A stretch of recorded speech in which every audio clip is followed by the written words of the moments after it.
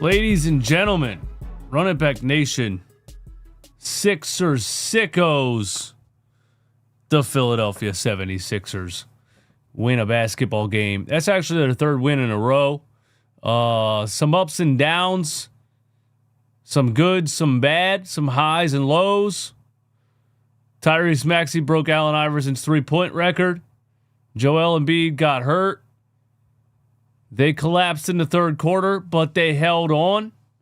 There's some Nick Nurse lineups we got to talk about. There's some Eric Spoelstra defensive strategies that looked like it was going to take us out of the game, and we survived it, that we got to talk about. And an unlikely player hit the dagger in the fourth quarter. We're going to talk about all of it, and we're going to get your thoughts in the live chat. But first, let's pay the bills. Run It Back Philly Sixers postgame live is brought to you by Bright Medical Technology of Philadelphia, Pennsylvania, Pennsylvania's largest medical supplier and pharmacy. They specialize in ambulatory aids like walkers and wheelchairs, oral nutrition, tube feeding supplies, diabetic shoes and glucose monitors, incontinence supplies and catheters, all breathing medications, nebulizers, inhalers, spacers. Bright Medical accepts most insurances and services patients of all ages and delivers anywhere in Pennsylvania, either by hand delivery or UPS. The third quarter, we were looking like we needed some nebulizers. We were looking like we might need some inhalers. We were looking like we might need some spacers from Bright Medical. Right, Joel Embiid, I didn't think he was going to come back in the game in the fourth quarter. 2 weeks off the All-Star break. Now he needs to ramp back up again. He might need some inhalers and nebulizers from Bright Medical. If you need any medical supplies, just call Bright Medical. And don't forget to mention Run It Back Philly. Oh, I forgot to say, they have a staff that speaks 15 languages. You always speak to a real person, never an automated system like when I get locked out of YouTube from Google.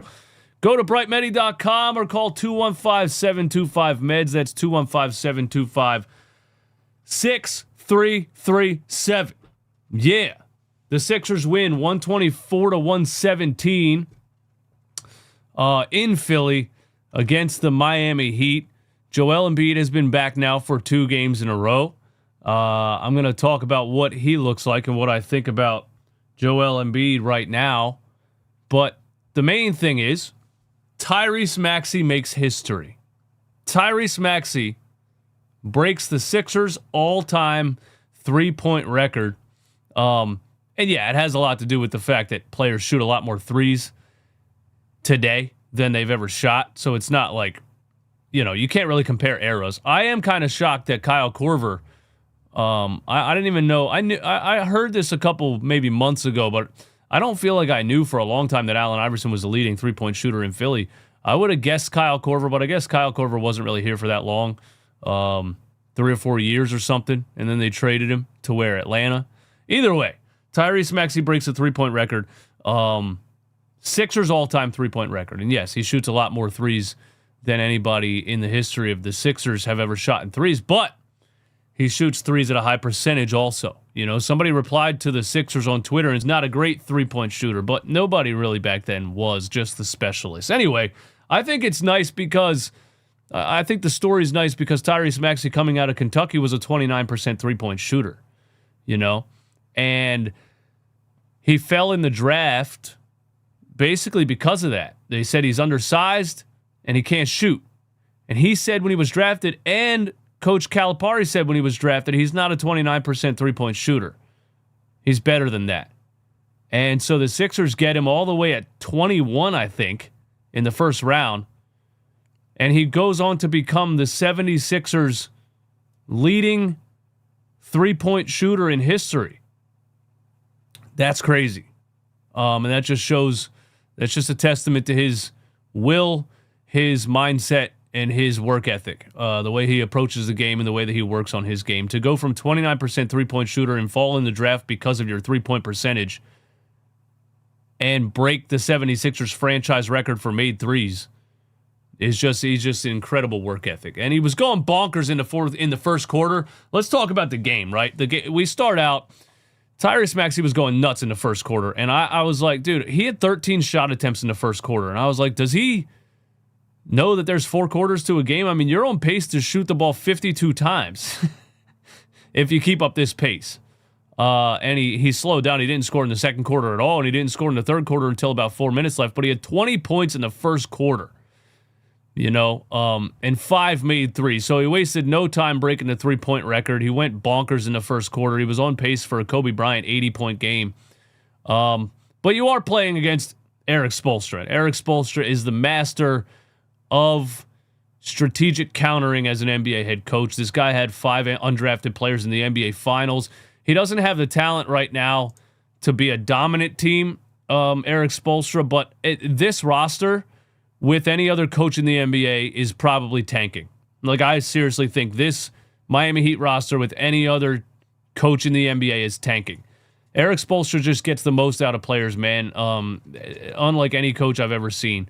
Gabe Vincent is a good example of, he was cooking in Miami, and he went to LA and you never heard his name again. You know what I mean? Jaime Jaquez, I feel like, is one of those guys.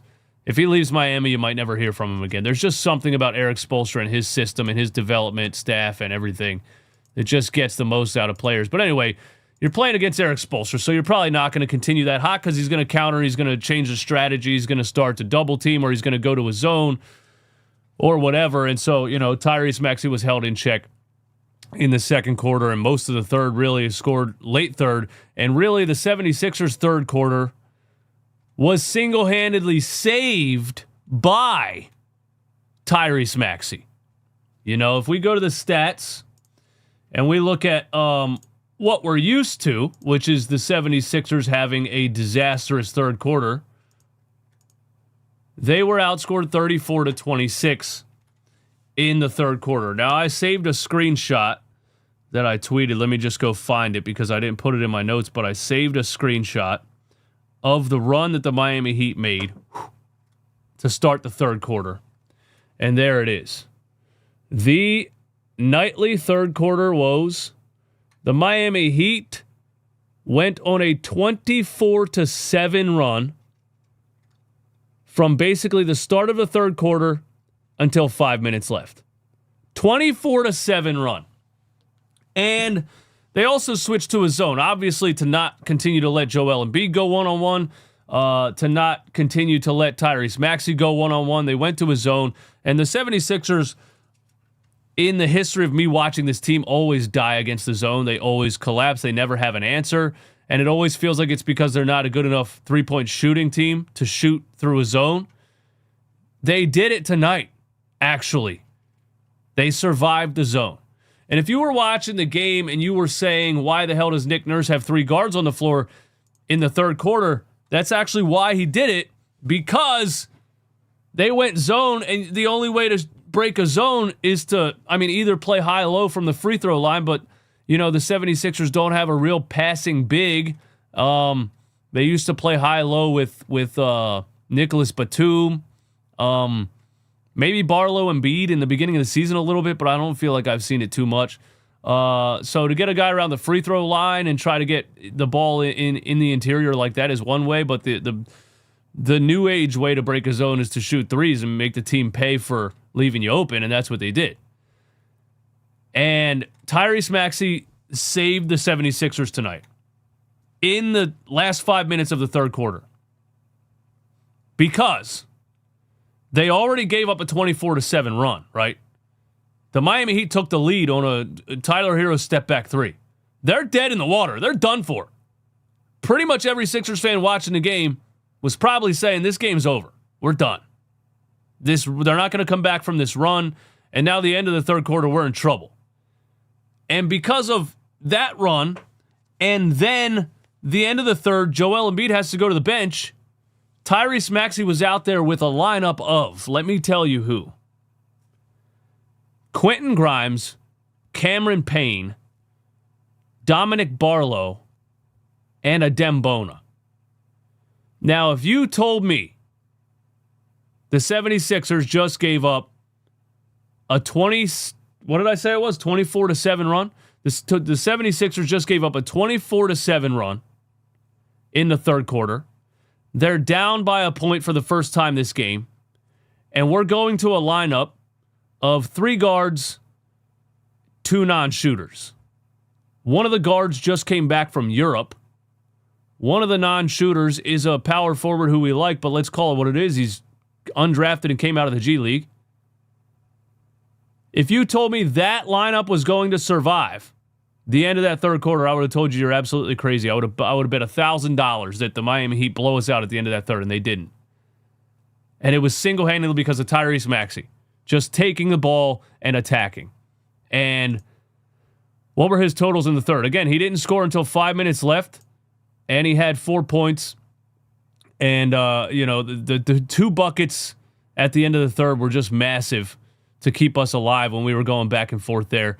VJ Edgecombe was also big time in the second half, especially the fourth quarter. If we go to the fourth quarter, we were just hanging on by a thread, the third and the fourth. We needed a whim and a prayer. Tyrese was doing everything he could to keep us alive, and VJ Edgecombe saved us in the fourth quarter to give Tyrese Maxey, a little bit of a break there also. Look, VJ had a goose egg in the third, 12 points in the second, and then he comes through in the fourth quarter with 7 points. He was 3 for 3 from the field, and just big shot after big shot after big shot in the fourth quarter. It was only 3 field goals, but those 3 field goals were massive. The fadeaway elbow jumper and one. He hit another elbow jumper. Him and Tyrese Maxey were kind of navigating with the ball in their hands, penetrating the zone defense and creating buckets out of nowhere. And that's kind of what saved the game, where the 76ers, I feel like I've watched them for a lot of years, roll over and die when a team switches to a zone defense and they're not shooting a three-pointer well. You know what I mean? They shot 39% from 3 on the game, and that's really the answer. And then the unlikely hero, the Sixers are up 118-117. Heat still in a zone. Kelly Oubre Jr. for 3 to put the Sixers up 121-117, and that was essentially the dagger, right? And then Joel Embiid came in with under a minute left. Another one from the same spot. It was like the zone weak spot that they kept leaving guys open. And if you're making a strategic play as the Miami Heat defense, leaving Kelly Oubre open for 3 isn't the worst thing ever. You're focusing on VJ Edgecombe. You're focusing on Tyrese Maxey. You're focusing on Quentin Grimes, Cameron Payne. Kelly knocks down the shot. So that's big time right there for Kelly Oubre to knock down that shot. And he had a couple other tough threes in this game. He was 3 for 5 from 3. Shout out to Kelly Oubre, man. 21 points, 8 rebounds, 3 assists, a plus 12. And essentially a dagger before the dagger. And then Joel Embiid comes back in. I didn't think he was going to come back in. He came back in same spot, 3-point dagger. And, the Sixers fought on the other end to get stops, to get rebounds. And they came up with the victory. So the third quarter wasn't pretty. Eric Spoelstra, did his thing, countering and switching strategies and trying to take certain guys out of the game. You got to give credit to Nick Nurse for out-coaching Eric Spoelstra in this game. Spoelstra switched to zone. He had his strategy. He countered, and Nick Nurse said, okay, we got to put shooters on the floor. And that's how you end up with that lineup of Maxey, Grimes, Cameron Payne, Barlow, and Bona. And I was yelling at first, why do you have 3 guards on the floor? But if you looked at Miami Heat's lineups, they had shooters everywhere.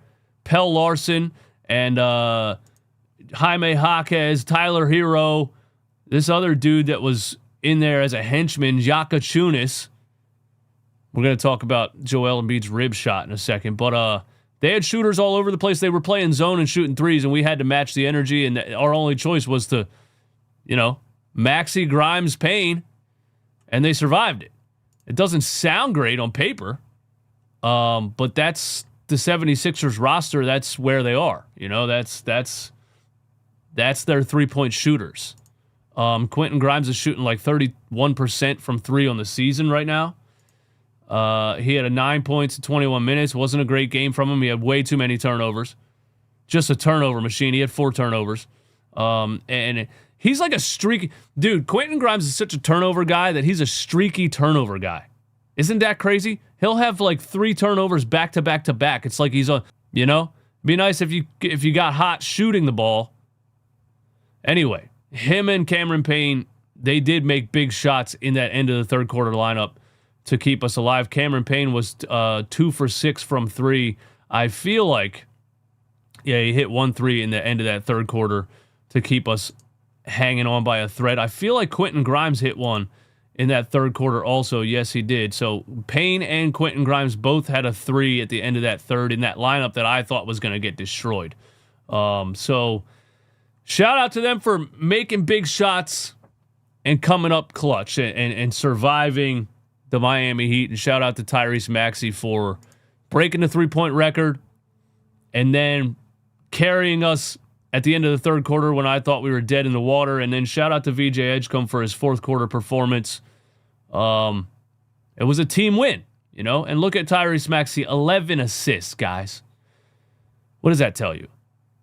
Obviously, after his first quarter, Eric Spoelstra turned up the heat. Let's lock in on Tyrese. You know, let's switch to a zone. Let's box and one type of stuff, double at the top, get the ball out of his hands. That's how he ends up with 11 assists. So shout out to Tyrese for turning into a playmaker after they threw the kitchen sink at him after that first quarter. He ends the game at 9 for 26, so it doesn't look like a great shooting night, but, you know, I don't fault anybody when you're playing against Eric Spoelstra. He can beat you with 5 G Leaguers. He really can. So shout out to the Sixers for surviving, man. Thank you for listening. I'm going to get to the chat in a second. We got a super chat from my man Ryan Nelson Music. I want to talk about Joel Embiid, though, for a second. Joel Embiid comes back after 2 weeks off from the All-Star break, and he basically looks like what he looked like at the beginning of the season. And it's just so interesting to me that we talk about Joel Embiid and load management all the time. And, you know, like, the Sixers have rested him half a season for like 7 years in a row. It never works. He always looks worse with the time off. You know, honestly, last year or 2 years ago, Nick Nurse's first season with the Sixers, he said he wanted Joel Embiid to play as much as possible. And Joel Embiid was playing the most minutes he's ever played that season. And he was on his way to back-to-back MVPs, and he tore his meniscus. So maybe Nick Nurse found out the hard way that you don't play Joel Embiid 37 minutes a game the whole season. But when he takes time off, he quickly gets out of shape. And it's, you know, it is what it is. I guess it doesn't matter. As long as you time it and get him up to speed by the time the playoffs start, it is what it is. Again, like I said last game, he's so good that at 60%, he's still unbelievable and impossible to stop. I got to shout out Joel for playing physical in the beginning of this game, going right at Bam Adebayo. The first 3 or 4 possessions just got him under the rim, put his shoulder in his chest, and laid it in right over him. He made Bam Adebayo look small, and Bam Adebayo is a very large human being, and Joel Embiid makes him look small. And I think that Bam being known as one of the best defenders in the game, Joel was like, okay, let me go out and show you guys that, you know, he can't fuck with me. You know what I mean? And I like that attitude, you know, because Joel in the beginning of the season was coming back and it seemed like strategically was playing against weaker teams to get his feet under him and stuff. So this is a game that he could have missed if he didn't want to face a tough defender. And he came out and faced a tough defender and went right at him. He had 26, 11, and 4. I think he had 20 at halftime. I don't think he scored in the second half. He had 2 points in the third. Oh, he hit the 3 at the end of the game. What am I talking about? But yeah, he had 21 in the first half and 5 in the second. I was close. But still, 26, 11, and 4. He's ramping up again. Somehow he hurt his shin while receiving treatment for his right knee, which isn't even the knee he had surgery on. And so now he needs to ramp up again. So, I mean, and he got elbowed in the ribs, by the way, by Yakachunas, the henchman. The Miami Heat put in the game to elbow Joel Embiid in the ribs. So we'll see if he misses 2 more weeks now with sore ribs. I hope not, because the double-edged sword with Joel Embiid is that he needs to play games because he gets out of shape so fast. And right before the All-Star break, he was absolutely cooking. You know, he was looking like MVP Joel Embiid. He was up to speed. He was in rhythm. He was cooking. And now 2 games past the All-Star break, he looks out of shape again. So he needs to play because he gets out of shape so fast. But now he got elbowed in the ribs, and he's probably going to miss 3 weeks with sore ribs, so I don't know. We'll see. But, shout out to Joel. It wasn't a terrible game. It was a good game. It was 26-11. You can't be mad at that. But hopefully he's not out, long with a rib injury. Shout out to our Super Chat. I appreciate that. I had to check out after we traded Jared McCain. That hurt and will continue to as he shines in OKC. I'm over it. Let's go win the East. So are you saying you left and you haven't been here for a while and you checked out when we traded Jared McCain? Look, it did hurt. It did hurt. And I think I said this last game, and I'll probably say it a lot, but my take on the Jared McCain trade is that I wouldn't have traded him right now. I think it's funny every time Cameron Payne comes in the game because the only reason Cameron Payne is on the team is because you traded Jared McCain. But then you told us you traded Jared McCain because you have a plethora of guards.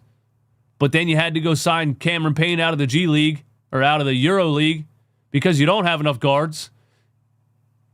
The Jared McCain trade doesn't actually make sense.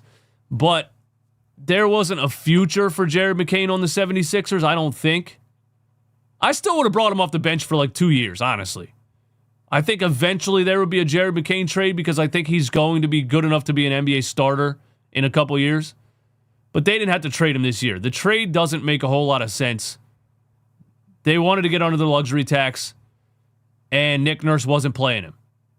I don't know if he's shining over in OKC. He's scoring off the bench over in OKC. I'm not taking anything away from him. But he also is still a very, very bad defender. And the Oklahoma City Thunder are playing without Shai Gilgeous-Alexander and J-Dub right now, both of their starting guards. So Isaiah Joe and Jared McCain are playing a lot of minutes. Once the Thunder have everybody back, I don't think you're going to see a ton of Jared McCain minutes. But the Thunder also have enough good defenders and catch-and-shoot guys that they can play Jared McCain in a bench lineup and put the ball in his hands and, kind of hide his deficiencies defensively. The Sixers had so much trouble hiding his defensive deficiencies. Every time he was on the floor, he got just murdered. He just got picked on and cooked. So, it is what it is. I wouldn't have traded him right now, but I think he fits so much better with OKC than he did here, that he looks a lot better with them than he did here, and that's probably because they know how to build a team a lot better than the 76ers do. Shout out to Casey Allison. Thank you for the $5 super chat. Tyrese breaking Sixers team record. Quentin Grimes passing the ball to Embiid on a pen down. Had me flip out my chair. My boy passing so terrible. Quentin Grimes. Are you talking about Joel Embiid on a pop-out screen on the wing there for the dagger?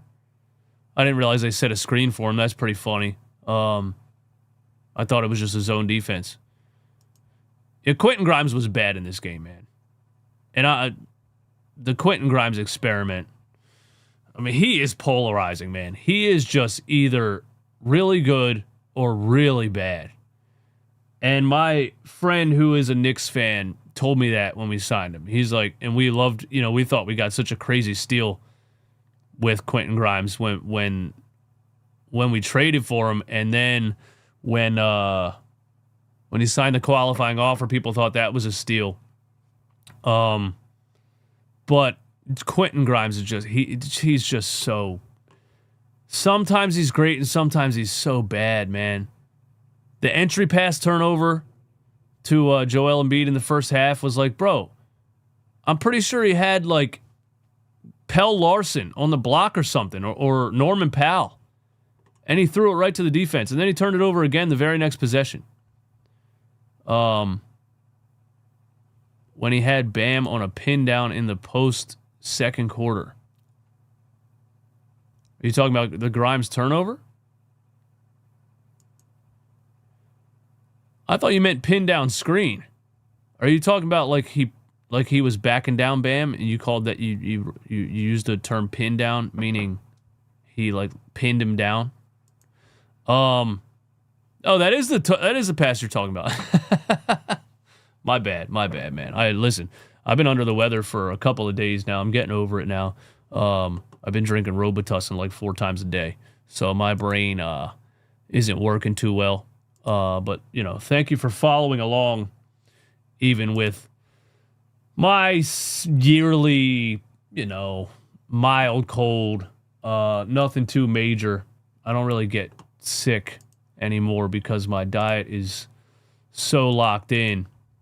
But I came down with something recently.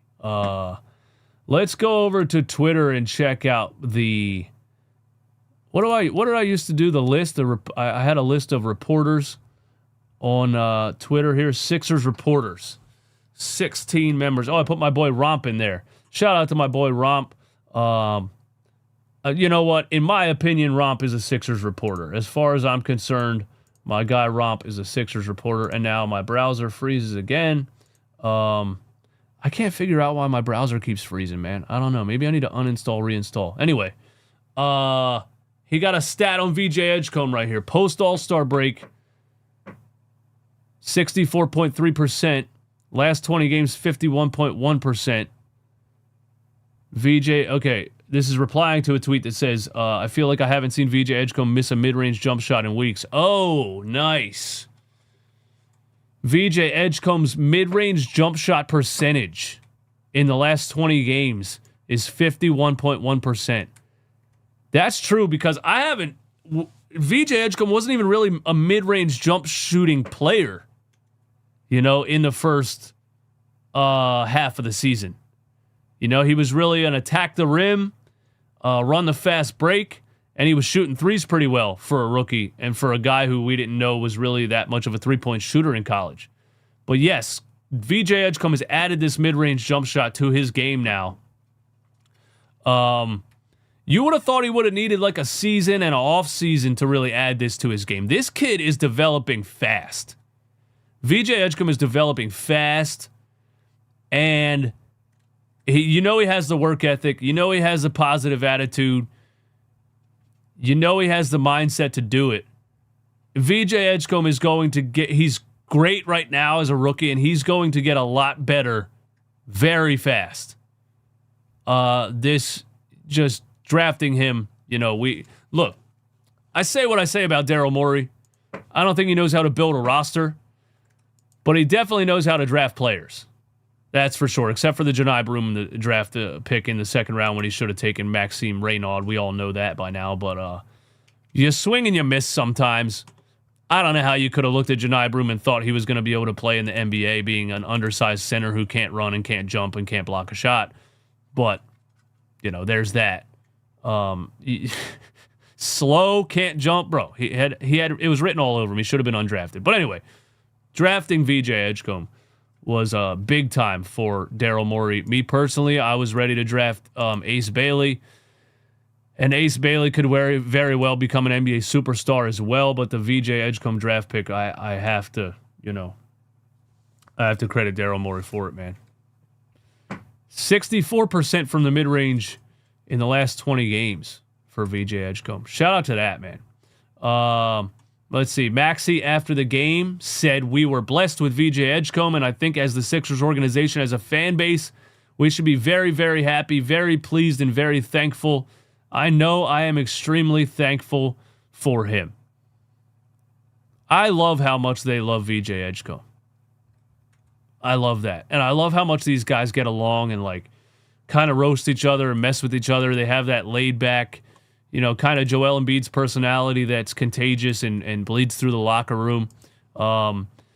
VJ tried to throw Joel Embiid a fast break alley-oop in this game, and it went out of bounds, and Joel probably roasted him for that. Who do you think I am? I'm 31 years old on 4 knee surgeries, and you try to throw me a fast break alley-oop? I thought that was funny. But yeah, shout out to VJ, man. Tyrese Maxey was holding the game ball at his press conference, asked what he's planning to do with it. He said his mom generally keeps things for him from his accomplishments, but then he called his mom out for not being there. Damn. We are 5-1 with Maxey and Embiid since the Paul George suspension. Why was losing Paul George treated like losing prime LeBron? Again, I think the Sixers. I think sometimes there's too much Paul George centric offense in bench lineups when he's active, and that's a Nick Nurse thing. I think if we can just accept the fact that Paul George is a $50 million role player, he can play defense, he can make the hustle plays, he's a connective passer, and he can catch and shoot threes, then you can just run him in all kinds of different lineups. But I don't think at this point of Paul George's career he should ever be featured in a lineup. I don't think we should ever go into Paul George ISO mode. He had one game this year where he scored 35 points, I think, and everybody sent it to me like I need to apologize. He hasn't done it since. He's probably going to do it maybe one more time or probably not. But I think you are a better team with Paul George on the floor. It's just that he's really... Dude, we're looking at the scale of NBA contracts and what players get paid.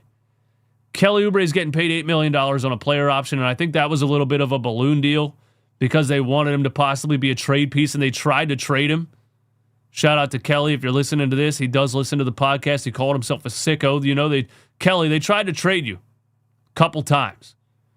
You made a lot of money because the Sixers wanted you to be a trade piece. I'm just kidding. But I think Paul George is right around there. Like, Paul George is right around like an $8 million player. He's damn fucking sure not a $51 million player, dude. It's crazy. It should be a crime to be paying Paul George $51 million a year at this point. It should be a crime. It's ridiculous. And so for that reason, you still go into this offseason trying to get rid of Paul George any way possible. Because you can't be paying him that amount of money.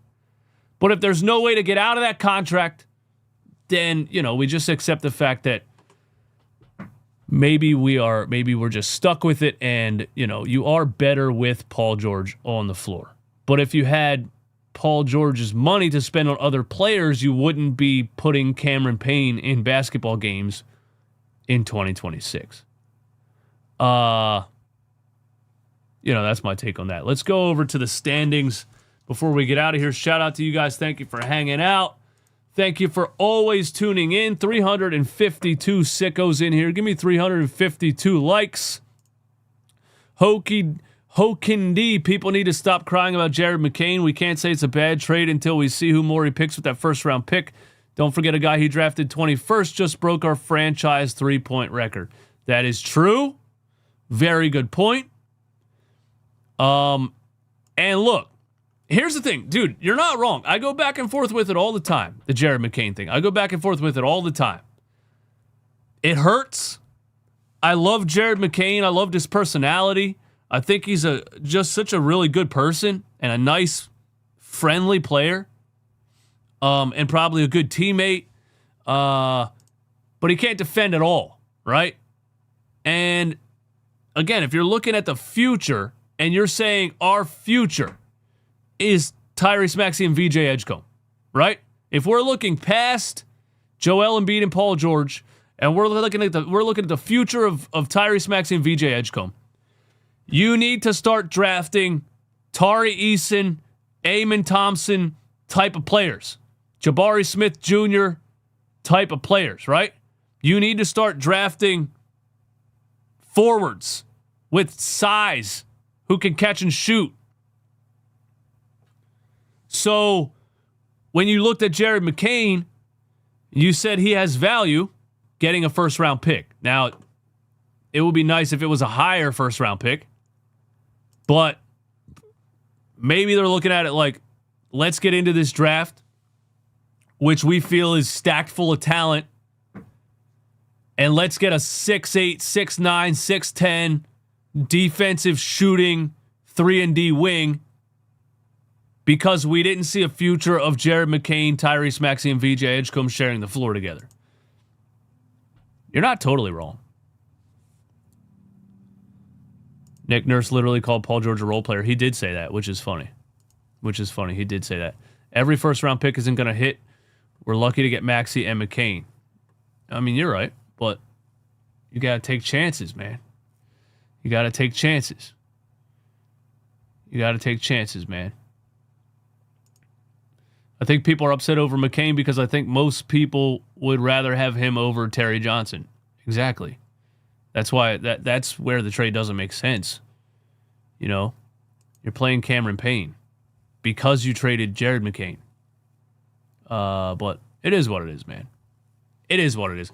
Any other takes you guys got in the chat for me? We'll do a little Q&A here for a couple minutes, man. Thank you guys so much for tuning in and hanging out as always. Thank you guys for showing love to my second channel where we just hit 2,000 subscribers over on Run It Back NBA Talk, which is a YouTube channel where I cover non-76ers NBA topics. It's a new experiment. It's me trying something completely different that I've never done before. I'm experimenting with the formula and what I really want to do. I'm trying to bring my energy and my personality to more NBA broad topics. Thank you guys for being over there if you're not subscribed. Tankathon has us getting Elijah Arenas. I haven't done my research on players. Let's go look at that. That's interesting. Let's go look at that. Tankathon.com, which is funny because Tankathon.com is the web banking. I feel like the 76ers are responsible for this website having the success that it has. And right now, if we hit sim lottery, or we just do mock, if we just do mock draft, no lottery, if every team lands right where they are right now, the 76ers would pick, that's OKC with our first round pick at 19th. We would pick 20, where are the Rockets at? Why don't I know how to work this? It should be a Sixers logo with a Rockets logo. Oh, there it is. Yeah, you're right. Elijah Arenas, 6'6", 197, shooting guard. I don't see that happening. That makes no sense. That makes absolutely no sense. There's no way. There's absolutely no way. There's no way. There's no possible way. There's no possible way the 76ers go into this draft and select a 6'6" shooting guard. There's no way. That would be the dumbest thing they could ever do. No, it wouldn't be the dumbest thing they can ever do, because they do a lot of dumb shit. Arenas is a 6'8" small forward. Well, this says he's a 6'6" shooting guard. So who's right? Tankathon.com or Vincent James in the YouTube chat? There's no way. I don't see that. Let's see. Let's see. What's his name? Gilbert Arenas' son? That's his name if you ask me. Elijah Arenas. All right, give me the rundown. Give me the rundown, bro. He is... You would think Google would just give you something right off the top, dude. He is listed on ESPN at 6'6", 199. 6'6", 199 guard. Shooting a whopping 33% from the field. And I'm not holding shooting percentages in college against anybody. But the answer is no. The 76ers are not drafting a 6'6" shooting guard in the first round. It does not make sense. They got to go forward. I don't know too much about the college players in this draft yet, because I don't watch a ton of college basketball. I usually start to research a little bit closer to the draft, but you know, you're going to have to get somebody with some size here. Joshua Jefferson, I don't know who that is, but he's 6'9", 240. And he's averaging 20 points per game. Sign me up. Sign me up. I don't know anything about him, but if he falls 4 spots, I'm drafting Joshua Jefferson. 6'9", 240, 19 points per game. And he's averaging 5.9 assists. Why is he averaging 5.9 assists? Is he a point forward? And he's a good defender? Wait a minute. This dude might be nice, dude. We can't let Detroit get him. We can't let Detroit get away with that. Anybody in the chat know about Joshua Jefferson? Can we draft Anyone at our slot that can be as good as Maxey, VJ, or McCain? Well, I mean, I don't have a crystal ball, you know. Nikola Jokic was drafted in the second round. Or very last pick in the first round. Yeah, you know. Anything's possible, man. Joshua Jefferson is a monster. Hell yeah. I'm going to have to start watching some potential 76ers late first round pick footage. See what's going on, man. Tunde Yusufu is projected to go to the Oklahoma City Thunder with the 76ers pick. What do you guys think about the top of the draft? AJ DeBonsta is absolutely crushing it. And he's a freak athlete at 6'9", 210. Darren Peterson's still the favorite. Do you guys think Darren Peterson's still the favorite? Or would you guys take DeBonsta or Boozer over Darren Peterson? I don't think look, Cameron Boozer is great NBA size. But from what I've seen from him, it's a lot of... From what I've seen from Boozer, it's a lot of just post scoring. And that's because he's bigger than most of the kids he's playing against in college. You know what I mean? I don't think I'm seeing enough of a perimeter game from Cameron Boozer for him to be that high of a draft pick. Am I tripping? Or is he also maybe like a crazy good interior defender? Boozer will be like a Jalen Johnson type. You think he has that level of athleticism, Jalen Johnson?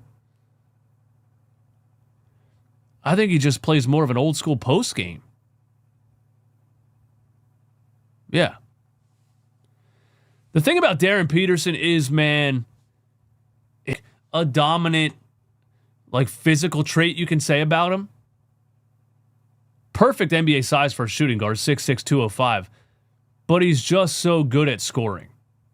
He scores absolutely at will in college basketball. He makes it look effortless. And so he's one that is, I think he looks like an NBA player right now. I think he looks like an NBA scorer right now. And he's a player who's like clearly in 1 year of college only because he has to be. And he's just so much better than everybody that he's just out there kind of jogging around, putting up some shots, checking himself out of games, load managing. Like, I understand the narrative around it, but he's just insanely good at scoring. And I think he's just going to go number one because of that. You know what I mean? That's what I think. Anyway, a little Tankathon Sixers draft pick talk there at the end of this show. Yeah, let's go to, I forgot about the standings. Let's go to the standings. My bad. Thank you guys for hanging out. This turned into a longer episode than usual.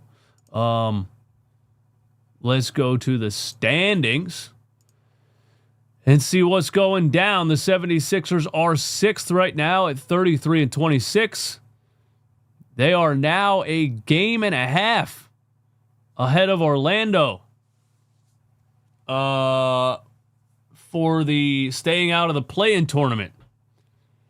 This puts them 2.5 games ahead of Miami. It was just closer a couple days ago.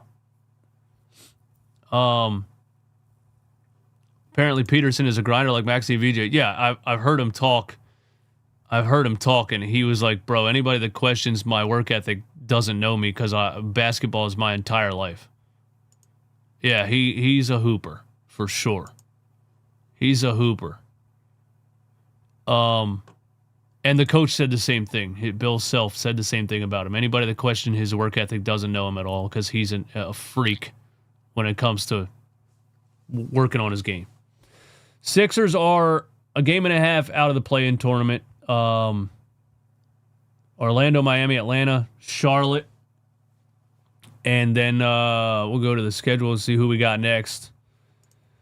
We got, let's see, the Boston Celtics on Saturday. No game tomorrow. Oh, Sunday. No game tomorrow or Saturday. So 2 days off here for the 76ers. We'll see if Joel Embiid is in shape against the Celtics or out of shape against the Celtics. He's now looked like he's been ramping up for the past 2 games after the All-Star break and missing 3 games in a row with a sore shin. We'll see if he misses the Celtics game with sore ribs now or if he plays in that game. I would love for him to play in that game. It would be nice for the 76ers to be relatively healthy in this game against the Celtics. It would be a good test of how competitive they really are right now. And then, of course, who I'm starting to think is the title favorites this year. We have the San Antonio Spurs on Tuesday. Wemby, Stephen Castle, De'Aaron Fox, everybody. That's going to be a tough one, too. So, Boston Sunday, San Antonio Tuesday. Hey, thank you guys so much for tuning in. Thank you for hanging out. Sixers win. Thank you for participating in the chat. If you're listening on Apple Podcasts or Spotify, hit that follow button. Keep us in the top of the rankings when you search Sixers on Apple Podcasts. Subscribe on YouTube. Hit the like button for me, please. And check out my other channel, Run It Back NBA, where I talk about other NBA topics just for fun. I'll see you guys on the next one. I'm out.